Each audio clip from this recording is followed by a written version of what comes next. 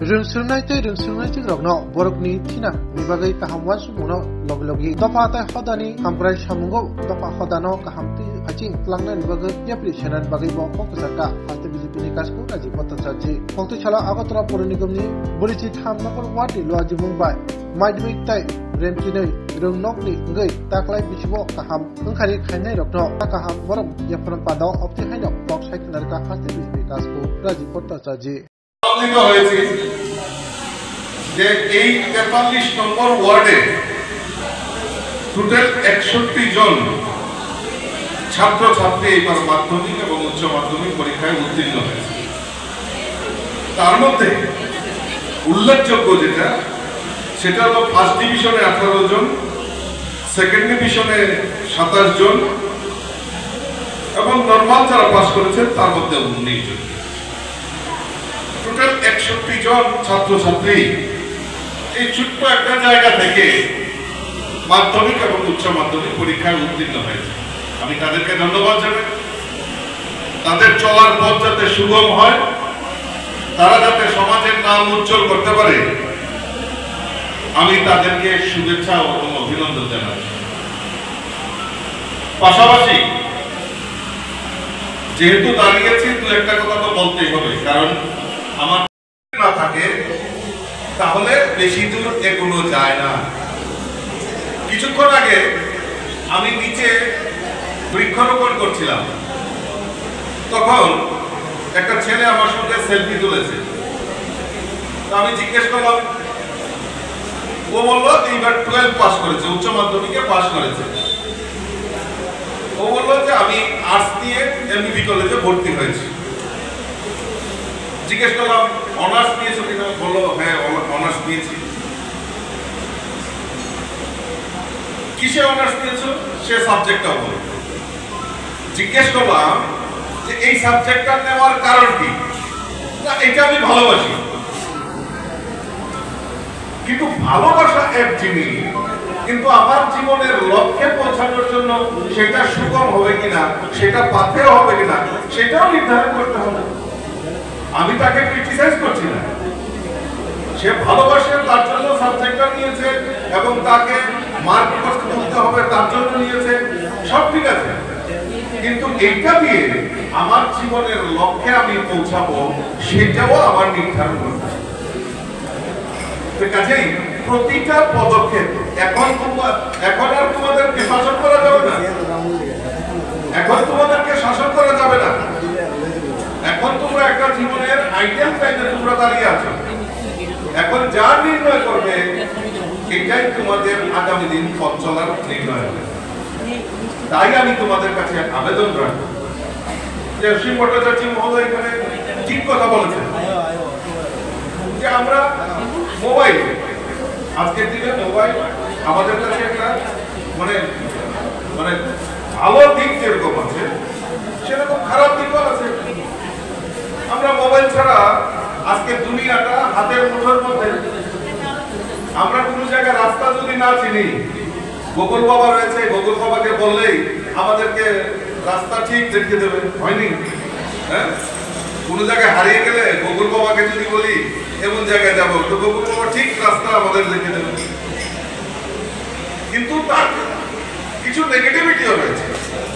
এখন আমরা নেগেটিভিটির দিকে যাবো না পজিটিভিটির দিকে যাবো, সেটা আমার উপর নির্ভর করবে। মেম্বারশিপ কালেকশন করবে আর প্রায় সময় ছাত্রছাত্রীদের নিয়ে আন্দোলন, যে কোনো কথাই বলো আগে দিতে হবে নাহলে ভেঙে দাও, করিয়ে দাও, এরকম বহু আন্দোলন আমরা দেখেছি। আর আজকে আমি এসে শুনলাম মনিকাদি বলছিলেন যে আন্দোলনের কুফল আজকে এই বিদ্যালয়, তার দৃষ্টিকোণ দিয়ে এই বিদ্যালয়কে এইভাবে বিপথে পরিচালিত করেছে। আসলে ওই তাদের একটা স্লোগান ছিল, সাম্রাজ্যবাদ ধ্বংস হোক, পুঁজিবাদ ধ্বংস হোক, এইসব স্লোগান আমরা শুনতাম, মানে বিদেশি স্লোগান। আমি বলবো তোমাদেরকে এই সমাজকে কলুষিত করার জন্য একটা প্রয়াস চলছে। সরকার পারবে না, আমরা পারবো না, যতক্ষণ পর্যন্ত তোমরা আগামী দিনের ভবিষ্যৎ যতক্ষণ পর্যন্ত তোমরা রুখে না দাঁড়াবে ততক্ষণ পর্যন্ত আমরা পারবো না। আর আমি আহ্বান করব যে আসো সবাই মিলে আমরা এই সমাজকে, সমাজের পবিত্রতাকে, সমাজকে রক্ষা করার জন্য আমরা সবাই মিলিতভাবে প্রয়াস করি। তবে এই সমাজে যারা রাবণ, জুলবিওয়ালা রাবণ ঘোরাঘুরি করছে, তাদেরকে ধ্বংস করার জন্য আমরা সবাই মিলিতভাবে প্রয়াস করব। তবে এই সমাজ পরিবর্তন হবে। আমি আলোচনার দীর্ঘায়িত করছি না, সকলকে আমি শুভেচ্ছা জানাচ্ছি, অভিনন্দন জানাচ্ছি। তোমরা যে ভালো রেজাল্ট করেছো, তোমরা যেভাবে দিশা দেখাচ্ছ দেশকে, আমি মনে করি আগামী দিন তোমরা এই প্রতাপগড়ের নাম আরো উজ্জ্বল করবে। এই শুভেচ্ছা এবং শুভকামনা রেখে আমার এই সঠিক সময়টাকে তোমরা পাথেয় করে তোমাদের আগামী দিন পথ চলার দিকে এগিয়ে যাবে। এখন সমাজ পরিবর্তনের কথা আমাদের রাজ্যের মুখ্যমন্ত্রী থেকে শুরু করে আমাদের রাজ্যের সকলের একটাই লক্ষ্য, সেটা হলো সমাজকে পরিবর্তন করা। তাহলে প্রশ্ন দাঁড়িয়েছে, তোমাদের মনে প্রশ্ন থাকতে পারে যে সমাজ কিভাবে দূষিত হচ্ছে। এই যে বললাম কিছু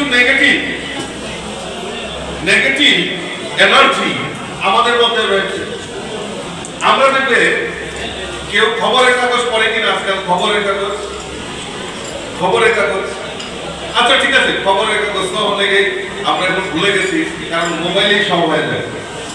দেখবে এই মোবাইলটা নিয়ে আমরা স্ক্রল করি, এই খালি এই করতে থাকি, হঠাৎ করে দাঁড়িয়ে গেলাম।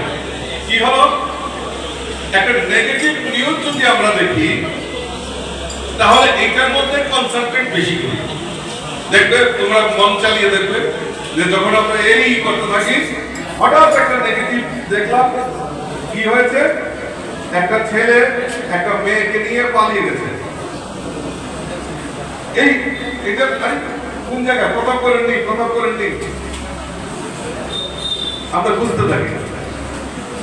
এরপরে গিয়ে আমরা আলোচনা করি এটা নিয়ে, এই জানোস নি অমুক বান্ধবীর অমুক মেয়েটা একটা ছেলেকে নিয়ে পালিয়ে গেছে,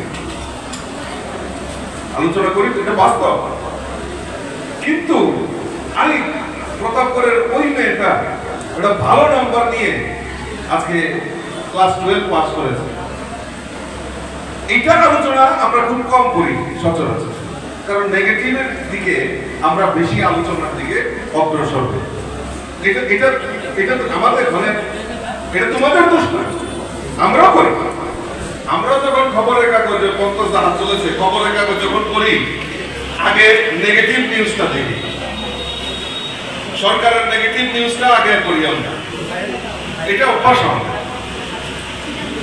কিন্তু আমার বক্তব্য হলো যে এই নেগেটিভিটির মধ্যেও পজিটিভ দৃষ্টিকোণ লুকিয়ে থাকে। আমার দৃষ্টিকোণ কি হবে, আমি কিভাবে নেব, সেটা আমাদের কাছে বড় প্রশ্ন। যেটা বলছিলাম যে সমাজে এখনো এই সমাজকে কলুষিত করার একটা প্রয়াস রয়েছে।